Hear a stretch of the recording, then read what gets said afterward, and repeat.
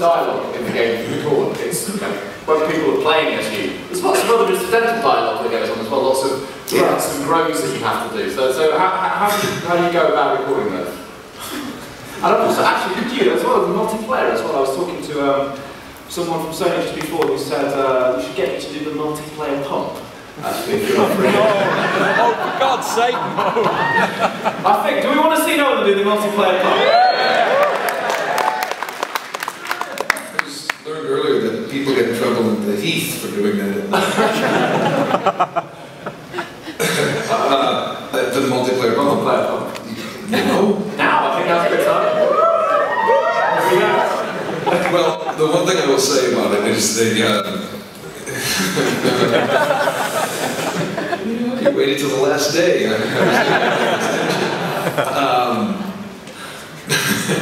Multiplayer, it's interesting because we do things for multiplayer that you never find in the game, so enjoy them then. Like, you know, Drake gets off a headshot, and yeah, never going to hear that in the game because then he's a psychopath. And we really don't want that in the story. So when we do certain voiceover for just the multiplayer sets, it's I usually have a little more freedom to do things like the multiplayer punk. Goes a little something. Let me set it up. I can get my head around this. Doing this in front of a group of people while my parents are still alive.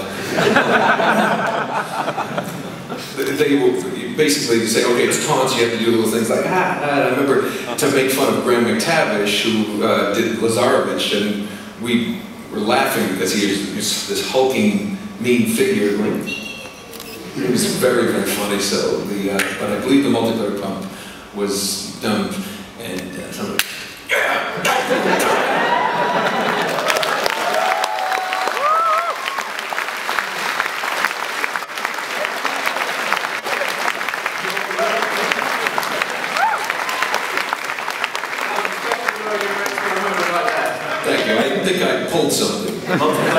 Right guys, I'm going to throw it over to you guys. Who's got a question for another?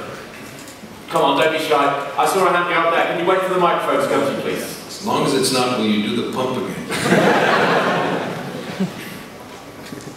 Mr. Nolan. Yes. Nolan, please. It's kind of a reference to what you just said about being a psychopath. This comes up way too often, especially when people are like waxing long about how awesome Uncharted is, which is. Yeah.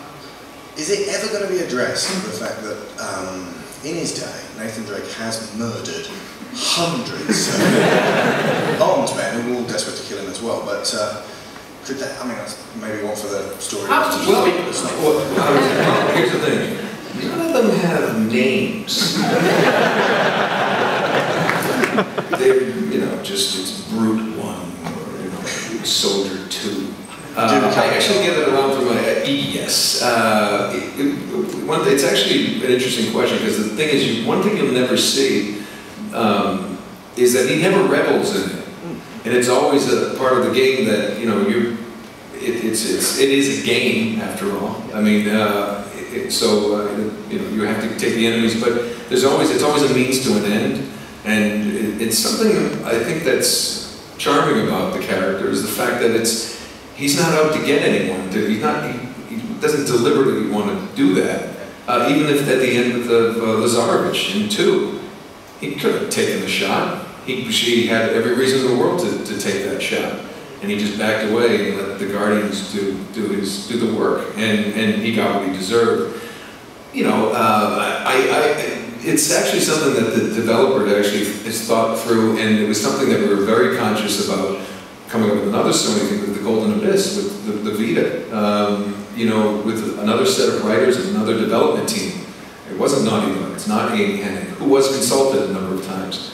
But I think John Garvin, the creative director on that and the writer, had to be very careful that there weren't too many things. And he did, to his credit, he did defer to me a couple times and said, you know, now that's everything cool, that's what Drake would say. And I'm like, yeah, I can do that. And we may take things out of here. But, you know, that was one thing we were always conscious of. And after 5.5 years in the world, or 6 years now, whatever it's been, you know, anytime we have dialogue, we're always conscious of like, well, that seemed like a little angry? Does it seem too? And I think that translates. It's one of the reasons he's a lovable character. He's somebody who's just normal. So normal. He could be anybody in here who's just put in these extraordinary circumstances and is just doing the best he can, which is something I think is very human.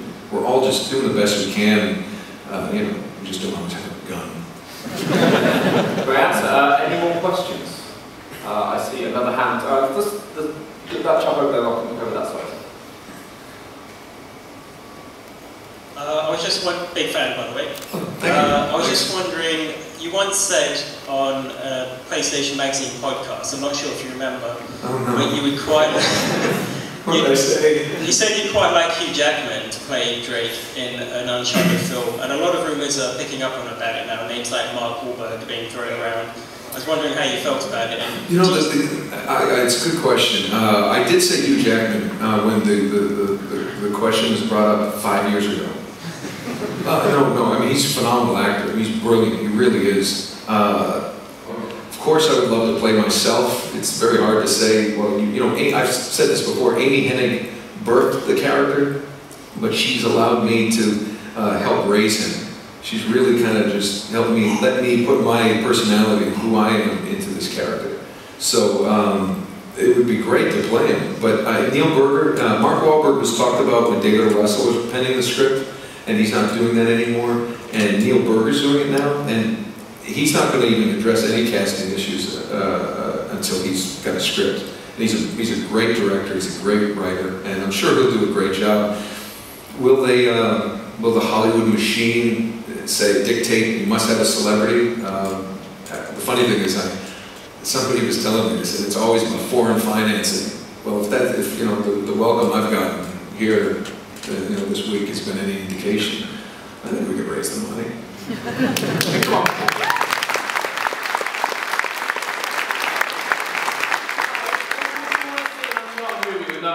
I think we would. Yeah. There's a question over that side, so I can get a mic over there. I think you do a great Christopher Walken. I do. Johnny Minkley, wow! That's like... More cowbell. Yo. Sorry, yes, the question over there. Googly eyes on my cactuses. Dangerous. You voiced a number of characters, well, a lot.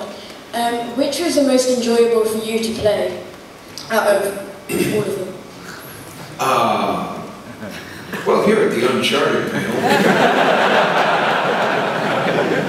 No, you know what? This is my moment. I'll tell you. Nathan Drake, honestly, is the most fun for me to play overall because it's a full performance and everything. It's the voice, it's proper acting in a stage setting. People like Graham McTavish and Emily Rose and Claudia Black and Richard McGonigal, Robin Atkin Downs, these people I've been able to work opposite, and it's quite strange because a lot of times in voiceover and in some video games, you're in a booth, headphones, microphone. Here it's, as you saw, it's full experience. If you'd like, just in terms of character and voice, Ratchet & Clank, Cracking Time. Doing Sigmund when it was like this because it's so much more fun to do something like that. Any fans of Batman, the new one, Arkham City? When you get to talk like that for so long. Oh, Isn't the Batman scary? I mean, how much fun can you have doing that stuff? So that one, you're too young for, or maybe not, I can't quite tell for Call of Duty, but Dr. Richtofen is every perverted European. Sorry. I could actually put my, with my disgusting thoughts that live on the side that you'll learn in things. Lovely. I think, as we said, we do have a treat for you to show you some never-before-seen part of the single-player campaign. You might like to sort of commentate away. We have a lady at the front who's going to play through it for us. So if we can switch to the PlayStation, please. Yeah, you know, it's kind of based on all the stuff that we get to talk about. Every time I get to meet people, they ask me all these great questions. And, you know, after working on the franchise for so long, it came to a point where I felt, I answered all these questions, but they'd ask questions of how the game was made, and I didn't know. So one day I just came up with this idea to start learning more about how the game was made, and then I saw the incredible hard work that these developers do at Naughty Dog, and I decided to write a book. Drake's Journal, Inside the Making of Uncharted 3, comes out when the game comes out. You can pre-order it at gamespheres.com right now. No, not right now, excuse me. The month of October, and you save 20% and all that good stuff. But the point of it is just to capture some of the fun stories and the things we have. Breaking the ribs, things like that. I can tell you one of the stories about Naughty Dog, there's one of the artists there, Doug Holder, whose job, I walked up to him one day, and they work incredibly long hours, and I said, so how are you hanging in there, pal? And he just turned to me with these just gloss over eyes and said, I close my eyes at night and all I see are muzzle flashes and squib hits.